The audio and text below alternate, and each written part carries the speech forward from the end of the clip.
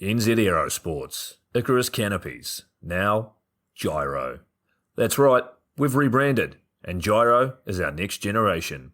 It honours our founder, as that's the name we knew him by, but Jyro also marks the start of a new chapter. And not to be biased, but it's going to be fucking epic. Long story short, we're more us than ever, so if you're new to the sport, or even a Sky God Ninja Turtle, welcome. I think our valiant leader Lucy, Jyro's daughter, says it best. And we still got that fuck your attitude. Rebrand! Woo! Rebrand woo indeed, Lucy. Anyway, head over to Jyro.com for more info and get amongst your legends. I was 19, broke, unemployed, and sold my girlfriend's canopy for drug money. So I thought I better sew her a new one. What a sentence, and what a story. This describes the humble yet outrageous beginnings of NZ Aerosports, the home of Icarus Canopies, in the words of our founder himself. From getting a paratrooper toy from his mom, watching parachutes at the DZ as a 6-year-old, jumping off the wharf with a parachute made from bed sheets, doing his first jump at 16, sewing his first canopy on a borrowed machine at 19, and starting to sell parachutes out of a garage in 1986, Paul Jyro Martin had an undying love for the sky. Our company started with one man with the wildest of spirits and a true blue sky dream, a renegade. In the time that Jyro created and ran the Icarus Canopies brand until he passed away in 2017, he pushed everything he had to its limits. We miss him, and we always will. Jyro is the next generation of NZ Aerosports. It honors our founder, of course, because it was the name we all knew him by, but Jyro the rebrand also marks the start of a new chapter, our next jump. Jyro is the space between sound and silence, art and science, chaos and calm. Jyro is a state of epic tranquility that transcends understanding. That moment, in the door, in free fall, mid-swoop, where nothing but the present exists. A perfect balance of euphoria and thrill. Jyro captures our passion for flying and our commitment to designing break-the-fucking-rules canopies that deliver pilots pure, wild flight. Coming straight from the cockpit, it's another episode of Lunatic Fringe with the fucking pilot.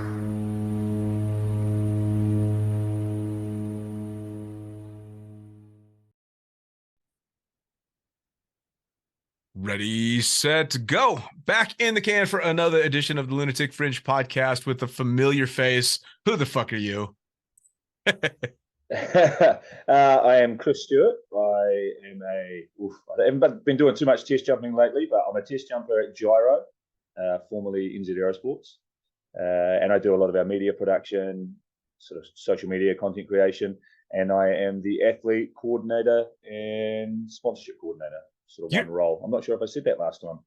Actually, I don't think you did, because that's gone through a couple of different hands throughout the last few years. Yeah. So we had it originally with another guy, and then Hayden, one of our former athletes, actually. So he was doing a really good job, and then just like many skydivers, moved on. Life changed, and so they handed the role over to me, and then obviously just kept piling me up with more positions. So my email signature is ridiculous. We just, obviously with the rebrand, we just updated all our stuff, and I was like, I'm going to add all the titles in, and it's like a small paragraph now, what I do. So if you get an email from me, I am sorry for that, but yeah. Well, it's kind of funny too, because I think you and I periodically talk when we're doing different stuff between Jyro and the podcast, and every time it's hey, who do I talk to about this? And you're like, oh, it's me. Okay, cool. Who do I talk to about that? Oh, yeah, it's fucking me too. yeah. I love it. Yeah, it is quite funny. It's quite funny, that one. But no, it's good, man. It's good. I think that the cool thing about that, having all those roles, is, especially with the weather being terrible right now in New Zealand, I can bounce between. So I was test jumping yesterday. Today, I mean, this is awesome to start the day with a podcast with you. And then I've got a bunch of athlete stuff I'll have to get through, a bunch of artwork I'll need to create, and then so it's a bit of diversity. It's kind of like if you're on a drop zone, instead of just doing tandems, it's nice to do AFF, outside camera. It changes it up, so Sure. keeps things interesting. Sure. Well, now, usually this is the time when I'll get you to recap. But before we stop on this subject, because you do so many things, including like graphic design and a lot of the stuff for social media, did you have training for that, or is this just shit you've learned over the years? Man, it's all just self-taught, eh? Like I used to joke around and call it the University of GY, Google and YouTube, and. Mate, University GY, how good. So I don't know. I remember when I was younger, I bought this camcorder and I just used to back in the day, the old DV tapes, and me and my mates just used to just film stupid shit, and I just would do these silly little edits and didn't really think too much of it. It was just, I don't know why I got into it. I just enjoyed it. Actually, I remember I had when I was younger, one of my things that would have killed me if I didn't find skydiving was motorbikes. And I had this little Honda. And obviously, years before any action camera existed, and I remember gaffer taping this hand cam, like, so those obviously who are just listening, and it was about the size of a couple of fists. And I just gaffer taped it to the front of my motorbike, and it was the shakiest, most horrible footage. But at the time, I just thought it was the most amazing thing. It was me like cutting through traffic, being an idiot, but I was like, this is it. This is the future. And then now, you look at GoPros and stuff. But yeah. So I know. I got that camera, and then. Yeah, so I got that camera and then just started learning. I mean, I had the old Windows. I don't even remember what the editing software was, something really basic. And then just kept learning. And then, to cut a long story short, I basically got to the point where I was making a few edits for boogies and stuff like that. And then Aerosports kind of found out. I think I've touched on this in the past, but basically Aerosports saw that I was doing that. I was already a sponsored athlete. Knew that I was swooping, so it kind of went hand in hand as we want you to do some test jumping, film some stuff, and create some content for us for release videos. So yeah, it's definitely evolved over my time at Aerosports. I've learned how to use Photoshop a lot more. It's quite proficient in Photoshop and Illustrator. Nice. Not a pro by any stretch, but I still have to Google things every now and then when I'm a little bit lost. But sure. Yeah, no. So self-taught by the internet. Sure. Man, it's amazing how far you can go. I think we've discussed that as well. Just what you can learn from just Googling. Oh, absolutely. Well, I remember thinking it was actually in a recent conversation when the rebrand was happening, and I believe you used a term like we have brand marketing guidelines, and I went, oh shit, he's like fucking professional and shit over there. Mate, we do. Well, with the rebrand, one of the things that people don't realize, it's actually a manufacturer who said it, and he was quite. Rob from manufacturer was really stoked. We sat down with them before the brand and let them in on what's happening, because they were designing a lot of our swoop tops, and they were printing them. Sorry, and he was like, "Oh, it's good because the old brands with Icarus and NZ Aerosports, he was like, apparently we had 5 different yellows that he had on file." I was like, "Why do we have 5? But you should only have one yellow, the yellow and the old logo." So he was like, "Let's consolidate." I was like, "This is perfect." So the company we worked with for the rebrand gave us this brand guide, and it's good because it makes things clear, which is nice. Yeah, there's no wiggle room. This is how it is. Yeah, I mean, it's all been designed a specific way. The amount of work that goes into it, like that logo. For anyone listening, I did not design the logo. We worked with looking good in the background there. The blades. We worked with a company who they. Really cool company, and they went through this process with us and gave us a few options. And I mean, look, to be honest, there was another version, different logo that I really liked, and then Lucy chose this one. Lucy, our valiant leader, and at the time I was kind of disappointed, and now looking at it, it was such the right decision. I can't imagine us having any other logo than the. It's called an ambigram. Ambigram, yeah. Wondering, yeah. So you flip it up the other way, it still reads. So that was Lucy, who honestly, she was the one who's like, no, this is more us, and she was so right. So nice, props to her. Nice. She crushed it. Love it. Now, for those that haven't listened to our talks before, don't know too much about what you've done, give me a brief synopsis of your career up to now. I try to make this brief every time. It ends up being half the bloody talk.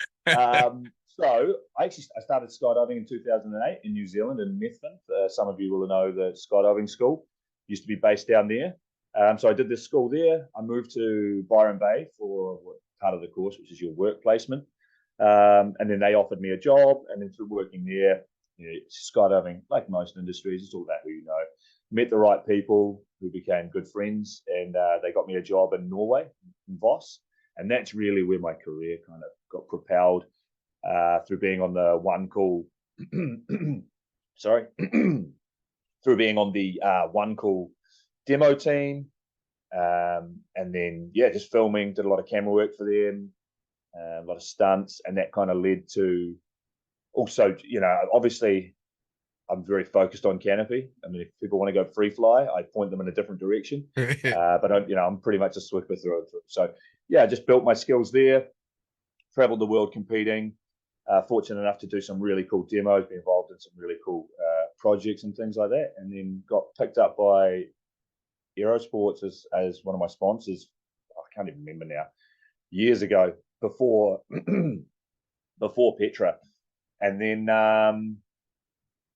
they snaked me, and then, well, not snaked me, they picked me up and luckily gave me a job. And it was only meant to be part-time to begin with. And then I remember after my first summer, Attila was like, so you're coming back. And at the start of that summer, he was like, oh, we don't know how much work we're going to have for you.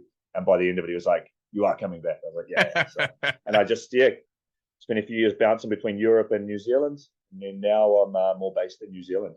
Nice. I mean, it's been a hell of a ride. It's funny how time flies, and it does fly. I mean, I can't believe the podcast has been going on almost 4 years now, and we've been working together for 3.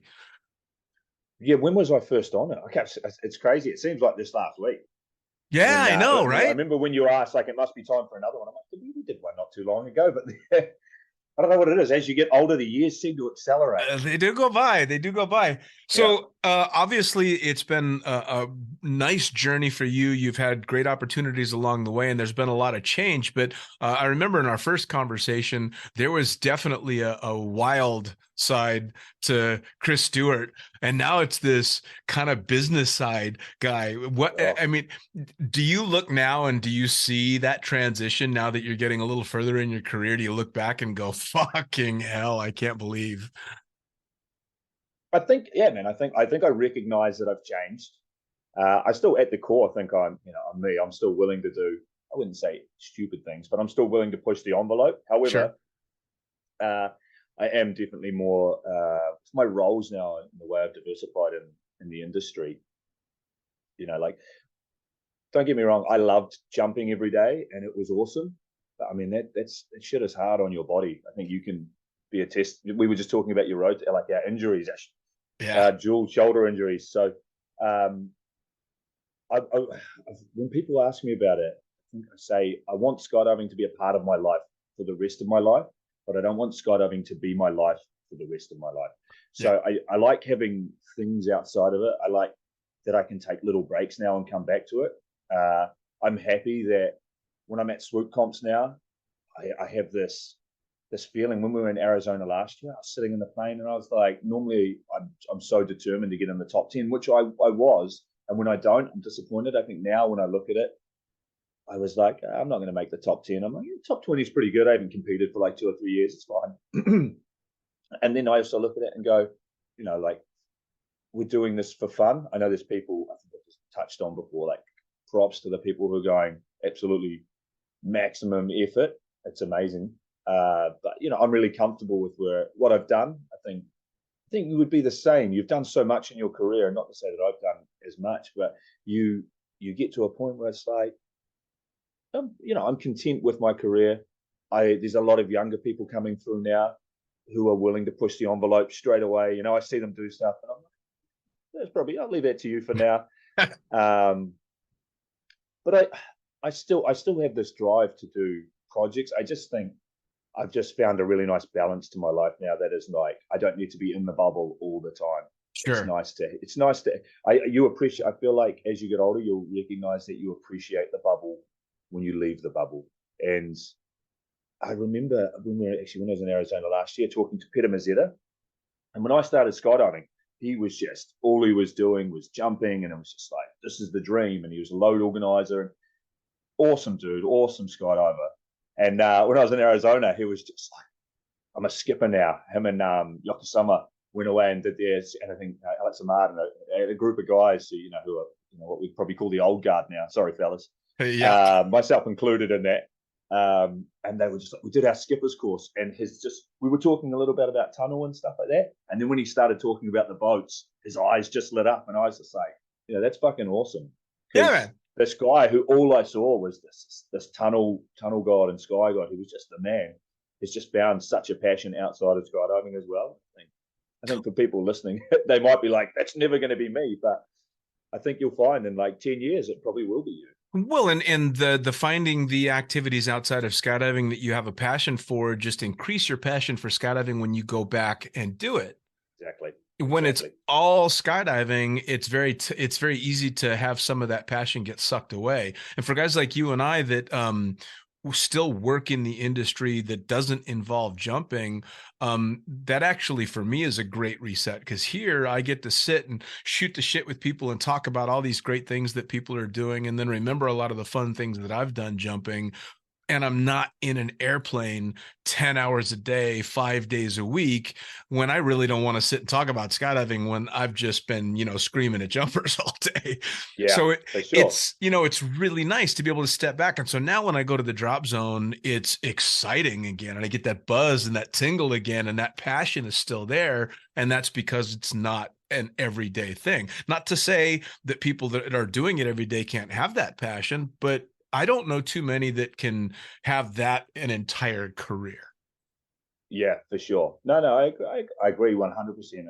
And I think it makes you, if you have this amazing thing all the time, then it sort of, at some point, it's no longer amazing. It's kind of like that. If every day was perfect, no day is perfect. So to appreciate things, it's nice to take a step back.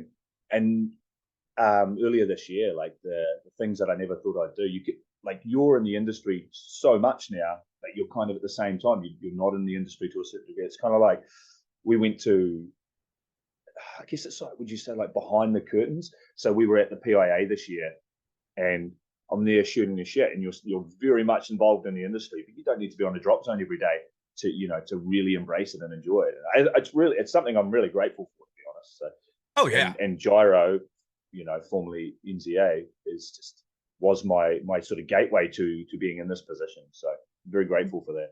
Oh, absolutely. Well, and it's the same for me. It's I really get to enjoy having taken a step back and like you and the PIA, you're involved in the community in a way that's not necessarily active in jumping, but you're deep in the community. And the podcast for me and my association with Jyro, because the podcast has done so well with them, has allowed me to meet and talk to and converse with people that I probably never would have met otherwise. And I've met some fucking badasses getting just these incredible stories. So for me, I'm even deeper into the community, jumping less, which is bizarre. Yeah. But it's cool. So fun. It's an awesome thing to be. It's a good position to be in, especially like you say, like when you go on a drop zone now, you appreciate it, and you're probably to a certain degree in many ways more involved in skydiving now, because being on a drop zone, just doing tandems or flying, 9-10 hours a day, you're in the plane, you go home. You've not shot the shit with anyone, you've not had a beer or just so this is kind of it's cool, man. It's cool. It's like I said, I think you're the same. I very much appreciate the position I'm in now, that I'm heavily involved in skydiving, but I'm not jumping anywhere near as much as I used to. Sure. So I'm probably more involved in the industry than I was when I was just on the drop zone, because you're involved in so much more stuff. So very much so. Yeah. Well, now I know you've kept incredibly busy over the last year, because the whole Jyro, formerly NZ team, just fell off the face of the earth. You guys were fucking hard to find because you were so busy, and it was funny because everybody was like, just be ready, something's coming, we can't tell you anything about it, but something's coming, be ready. And I'm like, okay, all right, cool, I'll wait. And I had no clue what was coming up, and you guys all came up for air at the same time, and every one of you was fucking exhausted but happy. Yeah, man, the rebrands. You know what? It was amazing. I was actually the project lead on it, so I was overseeing everything. Really grateful for that position again, the trust that the company put in me. I said yes. I think about 2 months into it, after saying yes, I was like, well, should have I said yes to this? But no, I'm really glad I did. It's nice to challenge, to challenge yourself, no matter what industry or area you're in. So no, it was good. It was exciting. We had meetings well over a year ago now, with a few companies where we were starting to align our values and try and find what's called like your brand essence and all this sort of stuff, and start putting things down to see what direction we were going to go in and who we were. So the actual discussion of the rebrand had been on the cards for a while, and I think Lucy she had a speech and explained it really well in that video. But we're more us than ever to a certain degree. We were doing really cool stuff prior to the rebrand, but I don't know, from a creative point of view, whether people saw it or not, but we were just kind of going through the motions to a certain degree. Sure. And now the rebrand's just given us this, I don't know, it's just like this new life. So Revitalized, yeah, for sure. Yeah, 100%. And it's really cool because from my position as working with the athletes and sponsorship and stuff, I've gotten quite a few really nice emails from people going like, got my new swag, absolutely love it, and even they're feeling invigorated to. We're going to create more content. So excited to jump and represent the brand. So I think it's helped like a lot of people, not just us. Sure. Just to get a second wind, So, but yeah, big old job. Many moving parts. Definitely learned a lot from it. We're not going to rebrand again. Probably not in my lifetime. So many things we learned from it that we'll probably never get to use. But no, it was a really cool experience. Was there a specific event that was a catalyst for it, or was it just a number of things that brought about the change? I think Lucy'd been thinking about it for a while, and she was obviously the driving factor for it. And then we just obviously with the other company with the same name, the one that shall not be named. Be named. That's done now. It's only Jyro. Yeah. Everyone's heard the myth. That fella went too high to the sun. He's gone. So with them, it was we just needed to sort of break free and just be us. Sure. So I think one of the lines, I think I just said it before, but we're more us than ever, which is so true. We were kind of shackled to this name, which is a huge part of us. Sure. People were very attached to it, and so were we. So it was not an easy decision, but it's allowed us to, like, on paper or in the artwork, the name and stuff has changed and the graphics changed, but we just get where we can get back to our roots and be us and sure. really push it heavy. And like I was talking about people excited, like yourself is a really good example. Like you were you had all these amazing ideas. You were messaging me, and you could and these were in messages. And you know how it's really hard to perceive someone's like the tone of a message. Yeah, it was not hard when you were messaging me. I was like, Dean is fucking excited. He is absolutely jazzed by this, which is awesome. It kind of really summarized everything like that. That excitement wasn't just in-house; it was already overflowing to everyone else. So, oh yeah. I was stoked because as soon as I got wind of it, and Shan told me that the rebrand was happening, and I got a good idea from it, and then you gave me the graphics, I'm like, awesome. I've got a shitload I need to do. I've got a lot of reworking of the podcast that needs to be done, a lot of reads that have to be changed, a lot of the visual stuff that needs to be changed. Fucking cool, because I'm 9 months into semi-retirement as a pilot. And I got to admit, at the 9-month mark, shit's getting a little boring. Yeah. So I was like, I got a project. Yeah, nice. Now, the big kickoff was at the Jyro Boogie. How was that? Yeah, so that was another level. So obviously we were out at Funny Farm, which is in the middle of nowhere. Also, we're doing a rebrand, and there's no internet out there. There's no signal. So I think there was like one of the buildings out there if you went into the corner and huddled and held your phone up, you could get a message or two in and out. So that was, it was awesome. That was always the plan, to do the kickoff with, we wanted a big party, a big event. We hadn't done a Jyro boogie for a few years, obviously. And Lucy was like, this is going to be it. So a lot of planning into that. Big shout out to Roger and all the crew out there, Noodle, Bogsy and stuff like that. They basically, the previous Jyro boogies have been a lot smaller, and I've actually had done a lot to do with the organization. This one was Roger was like, give me your money, I'll give you what you want. And they delivered, man. They came through. So it was really nice, especially around the rebrand, that we didn't really have to worry about that being organized. They just did it. So I guess for people who weren't aware, we basically went out to the middle of the outback. We didn't tell anyone it was a rebrand. We had a bunch of pull-ups. We had all the swoop tops that we gave to our athletes who were the load organizers. So people just thought they were, just for the boogie. And then basically jumped and partied for a week. Took the partying easy, obviously, because we were jumping to a certain degree. And then on party night, which was Friday night, Lucy got up, gave a speech, and just basically said, so, this is our new logo. You've actually been seeing it all week.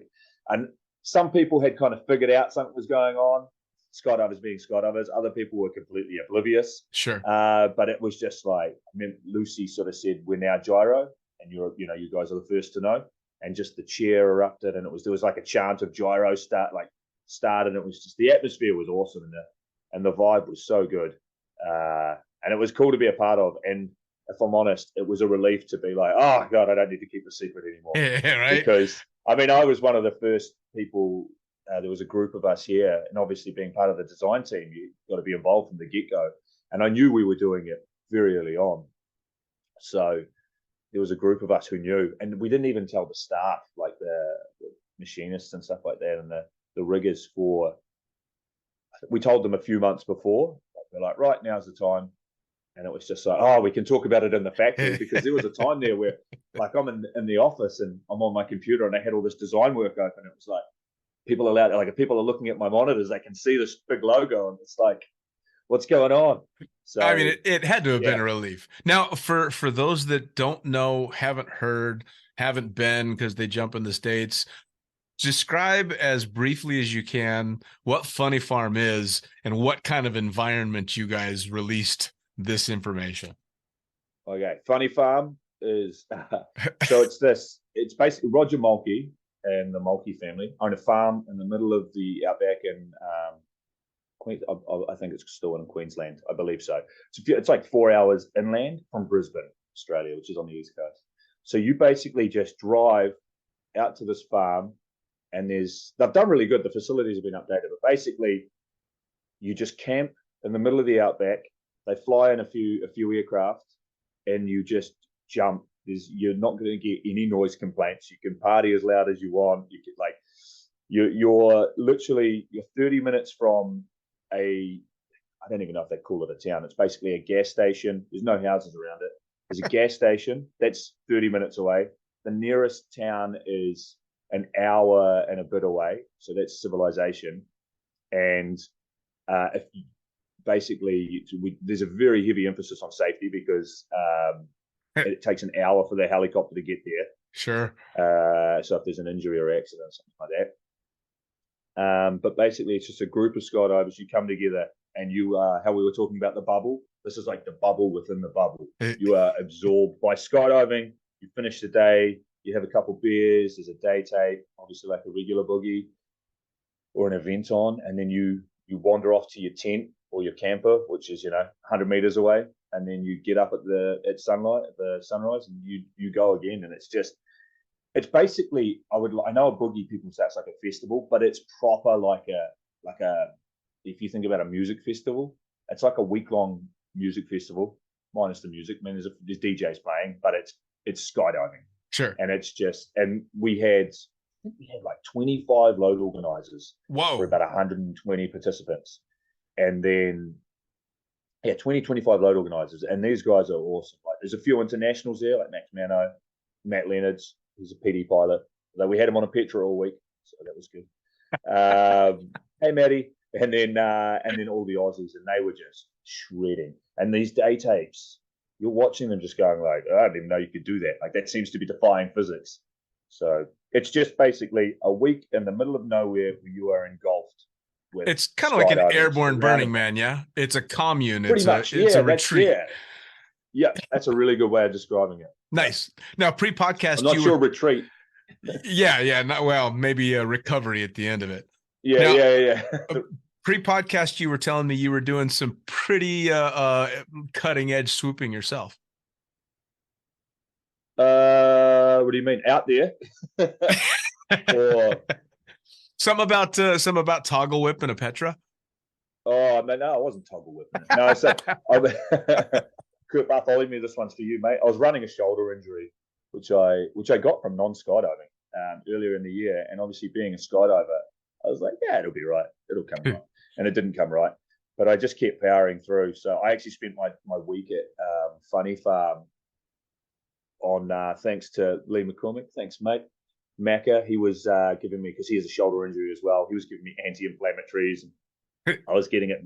I was stealing his massage gun at the start of every day, and I just basically had a little rotator cuff injury, which I lean forward quite a lot when I land, and it's how I use my rears, and that was just not really an option. So I was doing these big turns. I was trying to lean forward, and I was like, nope, not today. So I was basically swooping the pond on toggles all week, and then I think on the last day I was like, right, I got it strapped up by the physio out there.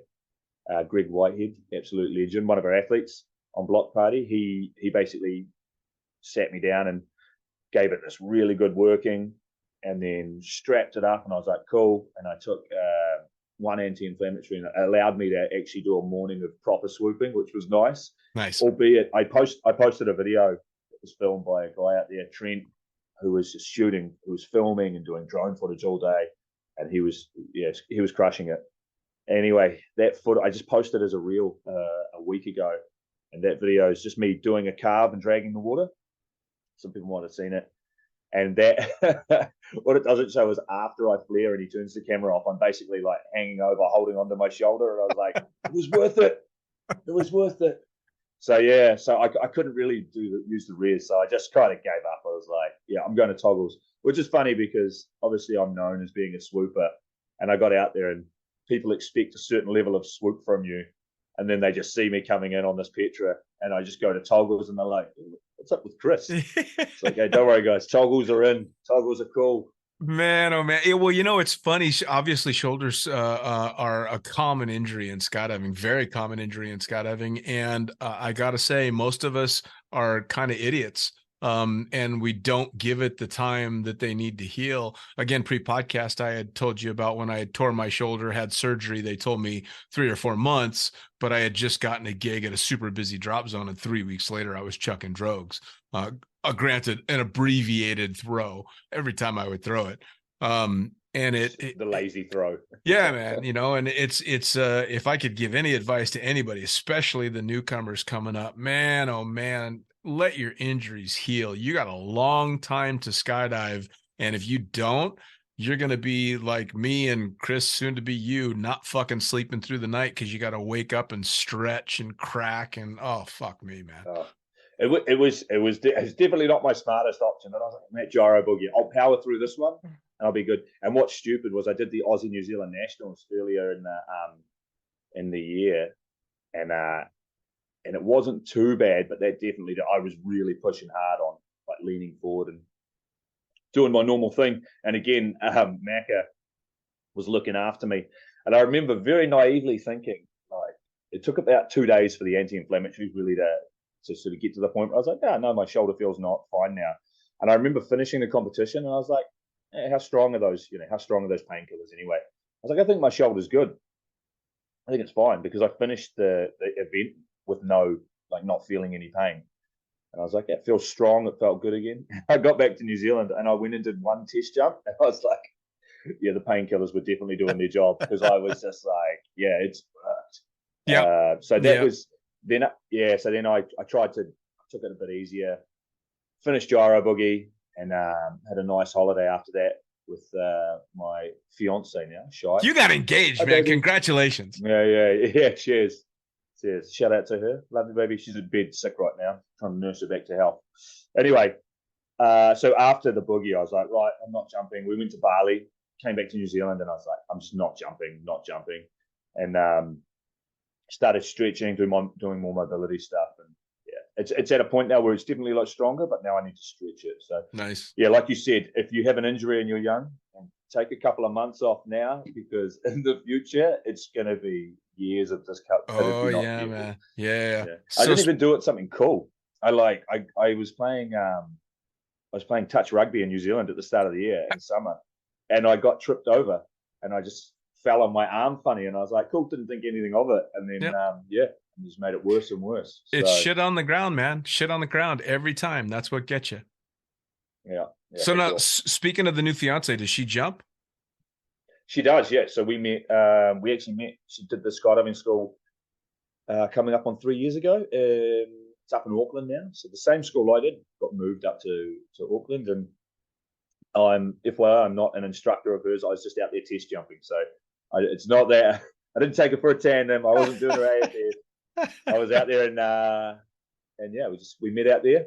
Nice. And then it slipped into her DMs, as the kids say, and we went for a date, and then just sort of never stopped seeing each other. Dude, that's awesome, man. Right. I mean, on to the next chapter and multiple facets of your life, which is really cool. Yeah. That's really cool. Really happy. So I got engaged a couple of weeks ago now, and I'll tell you what, just a little insight. I had this big romantic thing planned, and it was still romantic, but part of the romantic thing was, being able to speak properly when I asked her to marry me. And she started crying, and then I started crying, and I was like, I am not maintaining this very well. Yeah. I think I just pushed the ring on her finger. I'm like, we're done. Let's have a drink. That's actually very similar to how mine went, although it was funny because I got down on one knee and it was in a restaurant, and I had a friend there that was helping run interference, and I do the proposal, and I had told my friend before I got down on one knee, I'm like, she's going to not be able to speak and she's going to cry. That's all that's going to happen. Yeah. I got down on one knee. She started crying. I put the ring on her finger. She kept crying. The crowd's clapping. Then they stopped clapping, and she still hadn't said anything. And I got up, and they started clapping again, and she still hadn't said anything. And my friend's like, "Did you say yes?" And she's just shaking her head, still screaming. And I'm like, "But are you?" So yeah, I feel you, man. I feel you. Yeah. So hey, it was good. It was cool. No, super cool. Yeah. One last thing about the Jyro stuff before I let you go. You guys are doing a little contest. Yes. Tell me about it. Right now we're running. Yeah, we're running it's called 5 seconds of fuck yeah, but we changed the hashtag to 5 seconds of F yeah. If you look at the hashtag, it looks like 5 seconds off yeah, which cracks. I don't know why that cracks me up. Anyway, so 5 seconds hashtag 5 seconds of F yeah. And basically, if you go on Instagram, you can go to our link in the bio. We've got the link tree there.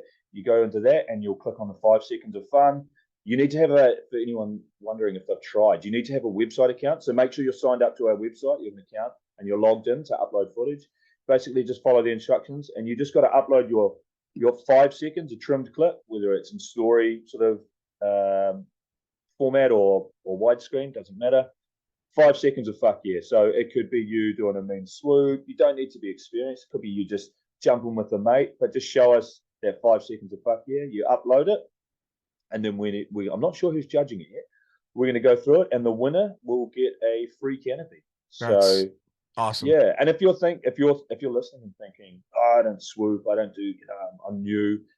5 seconds of fuck yeah doesn't mean it's 5 seconds of Sky Ninja 3000. It means just 5 seconds of you showing us like this awesome moment for you, because that's what we're all about. Jyro as a company, and we want to inspire the fuck yeah. So which is the way it should get onto be. it. Yeah, for sure, man. Get onto it, and you might win yourself a canopy. It doesn't have to be the badasses, man. Me and my friends actually once won a drop zone film competition by filming me walking around New Jersey in drag. That's awesome. As you do. That's so good. You do. Yeah, I know, but that's 5 seconds. you'd be amazed what you can get into 5 seconds. So. Hell yes. Well, that's the thing, right? Is 5 seconds is actually, especially with modern social media, that's a good sized clip, man. You can put together something really cool in 5 seconds. Yeah, and it doesn't need to be an edit either. It can just be, in fact, just a raw clip is quite nice as well. Yeah, for sure. Yeah, there's a lot, and there's no limit to entering, man. If you have 20 different 5 second clips you want to chuck in there, throw them in. Each one counts. Awesome. Yeah. When's it due by? That's a really good question, and I should know that, Dean. I will put it in the description. yeah. No, I think we're running it for the next at least few weeks, maybe month. Awesome. To give people, but get onto it now is what I would say. Yeah, for sure. Now, as we finish things up, anything coming up, any big events, any exciting stuff that we should know about, or it's a little bit of calm after the big rebrand? Are there any big boogies, any other than the competition? Well, we've got a couple of things in the works. There's something, if you just keep an eye out on our socials, might be a few people that are going to be interested on it. I can't say too much more than that, but you guys are sneaky fuckers, man. Such sneaky fuckers. Do you know what? It's so much fun doing that sort of stuff. Of course it is. We've started something now, and people probably don't even know what's going on or have even noticed it. And someone in house was like, I don't really get it. And I was like, exactly. That's exactly the point. We want people to be like seeing this stuff going like, what the fuck is that about? That's weird. And just so. You guys are the Andy Kaufmans of skydiving. You just do shit for your own amusement.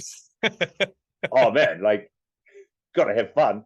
I think we do. We're good at doing that stuff. And then there's other times where we're just like, a lot of companies are like, you can't see behind the curtain, and we're just like, hey, come on by, we'll open the curtains up, have a look. Especially we like being quite open with it, like showing people the process of R&D and stuff. But sometimes it's nice to be a little bit secretive and just have a little play, because it's good fun. I mean, ultimately, skydiving is all about fun, so there's no reason why like our marketing and all that sort of stuff shouldn't be the same. Yeah, absolutely. Now, speaking of, with all the changes, where are people going to get information on you guys? What's the website? What's the social media? Not just for the company, but for you as well, if they want to come watch you toggle swoop a pond. Oh, I don't think I've posted any toggle swooping. I'll try and find some. So for the company, we're at Fly Jyro, so at FLY Jyro. Jyro's Jyro, if anyone's interested. The website is jyro.com, nice and simple. If you go to any of our old stuff, which is NZA, you'll just be directed straight there. Same on Instagram. If you go to like our old handle, it'll basically take you to an account that tells you to come to Fly Jyro. And then my handle is at chris.j.stewart if you're interested. But to be honest, like you probably see everything I do just ends up getting posted on Jyro anyway, because I have access to both accounts. I can promote myself. Yeah, fair enough. Shamelessly. Yeah, but that's kind of the way of things these days. Yeah. Well, Chris, man, as always, a pleasure catching up. I'm glad you're doing so good. I'm glad that the rebrand went as well as it did. I hope the shoulder mends up. And again, congratulations on getting engaged, man. That's cool. Awesome, man. Thank you very much. Pleasure as always. And I guess the next one's going to roll around and we'll be a couple of years older. Yeah, something along those lines, man. Take care, Chris. Cheers, bro. Well, there you have it. Another episode of the Lunatic Fringe podcast, brought to you as always by, well, wait, not as always, actually. Brought to you now by Jyro. Formerly known as NZ Aerosports, you'll head to Jyro.com for their next level line of canopies.